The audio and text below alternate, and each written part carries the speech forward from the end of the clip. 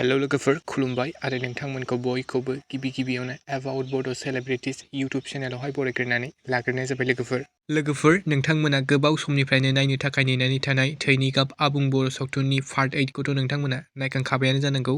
ओमफ्राय लोगोफोर थैनि गाब आबुं बर' सावथुननि पार्ट 9 खौबो एसबि भिडिअ इउटुब चेनेला अलरेडि आपल'ड खालामखाबायमोन, नाथाय दायो बिथांमोना बे भिडिअखौ डिलीट खालामफिनबाय लोगोफोर। ओमफ्राय लोगोफोर भिउसआ 4 आवार्सआवनो 50K प्लास भिउस बारखाबायमोन, नाथाय लोगोफोर बे भिडिअखौ दायो एसपि भिडिअ इउटुब चेनेला डिलीट खालामफिनबाय, जानांगौ माबाफोर प्रब्लेम जादों। ओमफ्राय लोगोफोर बे भिडिअ बानायनायाव आंजोंबो माबाफोर गोरोन्थि जादोंब्ला नोंथांमोनखौ निमाहा होगोन होननानै मिजिंथिबाय। लोगोफोर थैनि गाब आबुं बर' सावथुनाव जों गाहायै फाव खालामनायखौ नुनो मोन्दोंमोन बर'निनो गोजाम आरो गोदान मुंदांखा फावखुंगुर आरो फावखुंग्रि बिथांमोनानो जाहैबाय मासुम ब्रह्म, राजिब ब्रह्म, अनसुमै बर', मस्क', जिसास खारखातारि आरो बर'निनो गोबां गोजाम आर्टिस्टफोरखौ जों बे मुभियावहाय फाव खालामनायखौ नुनो मोन्दों लोगोफोर बे सावथुननि स्ट'रि आरो स्क्रिप्टखौ लिरदों मोगथां बसुमतारी बिथां आरो प्रडिउसखौ खालामदों सन्जीब बसुमतारी बिथां।